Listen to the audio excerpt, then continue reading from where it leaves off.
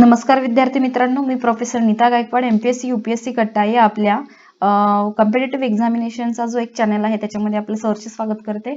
हा चॅनल चालू करण्यामागे एकच उद्देश आहे की महत्त्वपूर्ण माहिती तुमच्यापर्यंत कमीत कमी वेळात जास्तीत जास्त इम्पॉर्टंट इन्फॉर्मेशन जी सब्जेक्ट रिलेटेड आहे, एक्झाम ओरिएंटेड आहे तेवढी माहिती तुमच्यापर्यंत पोहोचावी।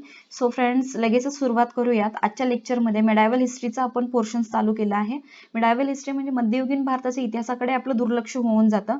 या अगोदर आपण मॉडर्न इंडिया म्हणजे आधुनिक भारताचा इतिहास याच्याशी रिलेटेड प्रश्न पाहिलेत, भारतातील समाज सुधारक असतील त्यांच्याशी रिलेटेड महत्त्वपूर्ण प्रश्न पाहिलेत। ते लेक्चर जर तुम्ही पाहिले नसतील तर जरूर पहा, आपल्या व्हिडिओच्या लिंक मध्ये ते लेक्चर्स आहेत। आणि आजच्या लेक्चर मध्ये आपण पाहूयात की मध्ययुगीन भारताच्या इतिहासामधील विजयनगर आणि बहामनी साम्राज्य हा जो एक पॉइंट आहे, हा जो एक टॉपिक आहे, याच्यावरचे काही महत्त्वाचे प्रश्न उत्तर। तर लगेचच आपण आपल्या क्वेश्चन सिरीजला सुरुवात करूयात, जास्त वेळ वाया नको घालवायला, जेणेकरून तुमच्यापर्यंत कमीत कमी वेळात इम्पॉर्टंट इन्फॉर्मेशन पोहोचेल। प्रश्न पहिला आहे, दक्षिण भारतात विजयनगरच्या राज्याची स्थापना झाली तेव्हा दिल्लीवर कोणत्या सुलतानाची सत्ता होती? सो याचं करेक्ट आन्सर आहे फ्रेंड्स, मोहम्मद बिन तुगलक याची सत्ता होती।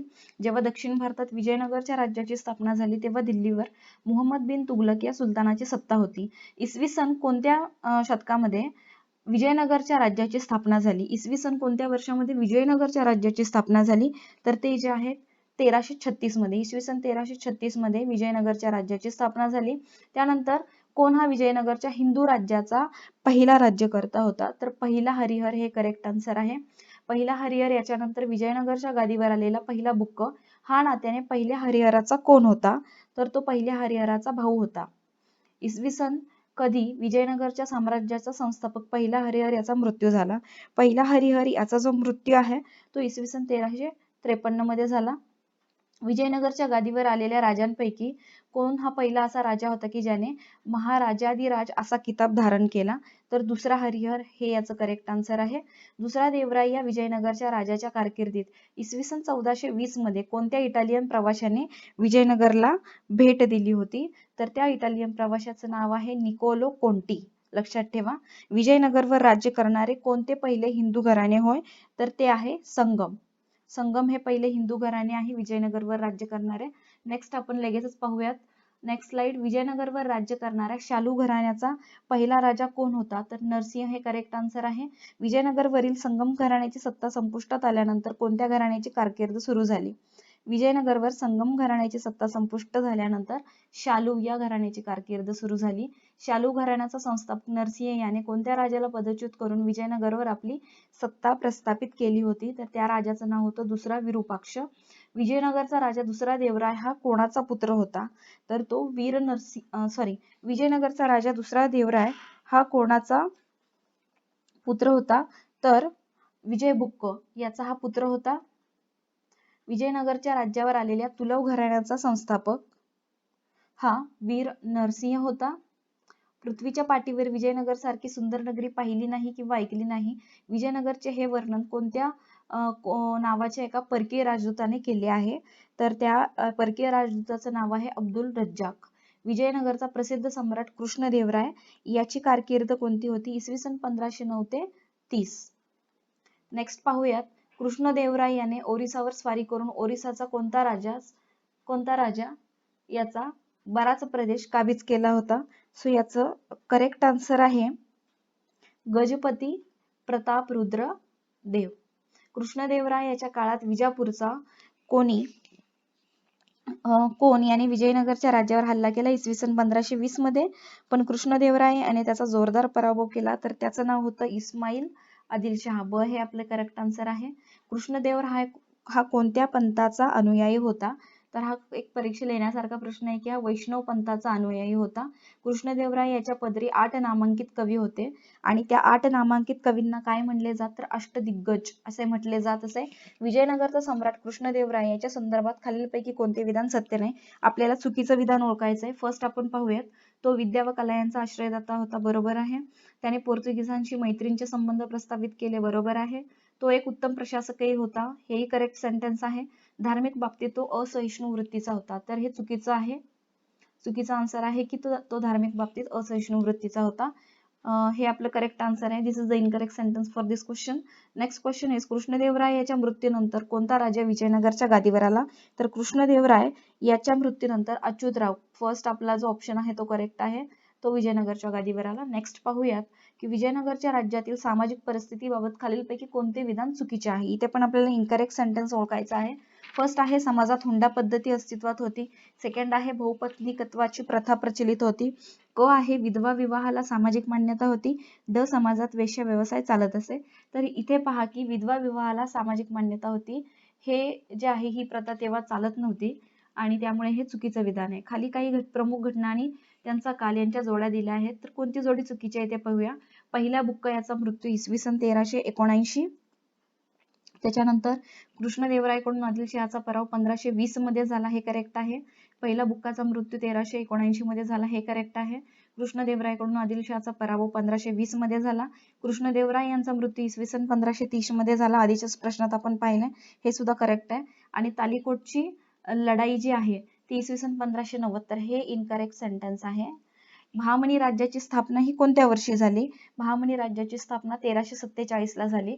त्यानंतर पुढचा प्रश्न आहे, हसन गंगू उर्फ जाफर खान याने अल्लाउद्दीन बहमन शाह या नावाने बहामनी राज्याची स्थापना केली आणि खालीलपैकी कोणत्या ठिकाणी त्याने आपली राजधानी स्थापली? तर हसन गंगूची जी राजधानी होती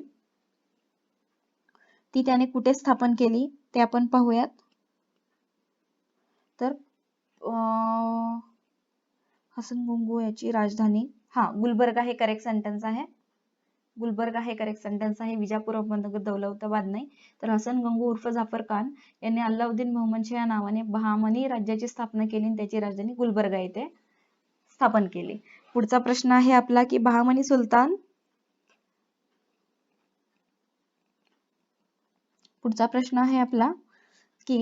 बहामनी सुलतान अहमद शहा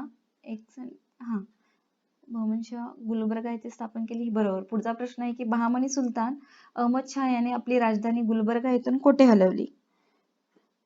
बहामनी सुलतान अहमद शाह याने आपली राजधानी गुलबर्गा येथून बिदर येथे हलवली, हे करेक्ट सेंटेन्स आहे. पुढचा प्रश्न आहे की बहामनी सुलतान अल्लाउद्दीन मुजाहिद याचा खून करून कोणी गादी बळकावली? तर याचा करेक्ट आन्सर आहे दाऊद शहा.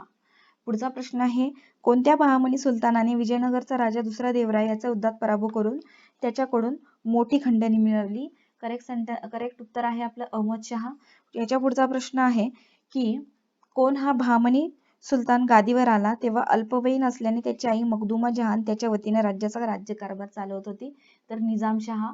आणि पुढचा प्रश्न आहे, कोणत्या बहामनी सुलतानाने आपला कर्तबगार वजीर मोहम्मद गवान याची हत्या केली? मोहम्मद गवान याची हत्या कोणत्या बहामनी सुलतानाने केली? तर याचा करेक्ट आन्सर आहे तिसरा मोहम्मद शहा. क हे आपलं करेक्ट उत्तर आहे. पुढचा प्रश्न पाहूयात की बहामनी राज्याचा कर्तबगार वजीर कोण याने शेतकऱ्यांना अनेक सवलती दिल्या, त्याने जमिनीची मोजणी करून शेतसारा निश्चित केला, तसेच शेतकऱ्यांना पैसा किंवा धान्याच्या रूपात शेतसारा भरण्याची सवलतही दिली. तर याचं करेक्ट उत्तर आहे आपलं मोहम्मद गवान. पुढचा प्रश्न आहे, मलिक अहमद याने बहामनी राज्याच्या 5 सत्तांपैकी कोणती सत्ता स्थापन केली? या सत्तेची स्थापना केली. तर बहामनी राज्यांच्या 5 सत्तांपैकी अहमदनगरची निजामशाही जी आहे याची स्थापना केली मलिक अहमद यांनी. पुढचा प्रश्न आहे की युसुफ आदिलशाह याने कोणत्या ठिकाणी आदिलशाही सत्तेची स्थापना केली? आपल्या सर्वांना माहिती आहे, विजापूर येथे आदिलशाही सत्तेची युसुफ आदिलशाह याने स्थापना केली. बहामनी राज्यातून फुटून स्वतंत्र झालेली पहिली सत्ता खालीलपैकी कोणती? तर वराडची इमादशाही ही पहिली फुटून वेगळी झाली. बहामनी राज्याच्या 5 तुकड्यांपैकी सर्वात शेवटी नष्ट झालेली सत्ता खालीलपैकी कोणती? तर याचं करेक्ट सेंटेन्स आहे गोवळकोंड्याची कुतुबशाही ही सर्वात शेवटी नष्ट झाली. आणि इसवी सन कधी अहमदनगरच्या निजामशाहीचा मोगलांनी पाडाव केला? तर 1636 मध्ये मोगलांनी अहमदनगरच्या निजामशाहीचा पाडाव केला आणि विजापूरच्या आदिलशाहीने कोणाच्या सत्तेचा पाडाव करून ती आपल्यात विलीन करून घेतली? तर याचं करेक्ट उत्तर आहे आपलं बिदरची बरीदशाही. तर विजापूरच्या आदिलशाहीने बिदरची बरीदशाही या सत्तेचा पाडाव करून ती आपल्यात विलीन करून घेतली. सो फ्रेंड्स, याच्यानंतर आपण पाहणार आहोत मिडायवल हिस्ट्री म्हणजेच मध्ययुगीन भारताचा जो इतिहास आहे त्याच्यामधला भक्तिपंथ आणि सुफीपंथ हा टॉपिक. नेक्स्ट लेक्चरमध्ये लवकरच भेटूया. तोपर्यंत आत्ताची जी परिस्थिती आहे बाहेर, आपल्याला कोविड-19ची फाईट करायची आहे. त्यासाठी स्वतःची काळजी घ्या, स्वतःच्या फॅमिलीची, फ्रेंड्सची काळजी घ्या. सगळे नियम जे आहेत, कशा प्रकारे आपण स्वतःची काळजी घेतली पाहिजे. WHO ने जे काही नियम पब्लिश केलेले आहेत, तर इंग्लिश मास्टरी आपल्या एक इंग्लिश आपला एज्युकेशनल चॅनल आहे, माझाच चॅनल आहे तो मी सुरुवात केली होती. त्याच्यामध्ये मी मुलांचं इंग्लिश कम्युनिकेशन स्किल डेव्हलप होणं आणि एक्झाम ओरिएंटेड जे इंग्रजीचं नॉलेज आहे, मग त्याच्यामध्ये ग्रामर असेल, त्यानंतर टेन्सेस असतील, जो काही पूर्ण पार्ट आहे तो तिथे मी 100+ व्हिडिओज अपलोड केलेले आहेत आणि त्या आपल्या चॅनेलला यूट्यूबकडून चांगल्या प्रकारचा प्रतिसाद सुद्धा मिळालेला आहे. सो फ्रेंड्स, तुम्ही त्या चॅनेलला लाईक, शेअर, सबस्क्राईब जरूर करा आणि तिथे जाऊन कोविड-19 रिलेटेड महत्त्वपूर्ण इन्फॉर्मेशन तुम्ही पाहू शकता आणि इंग्लिश ग्रामर तुमचा डेव्हलप करू शकता, कम्युनिकेशन स्किल तुम्ही डेव्हलप करू शकता. सो लवकर भेटूया आपण आपल्या नवीन लेक्चरमध्ये. तोपर्यंत take care of your self, take care of your family, stay happy, stay safe. Thank you and bye.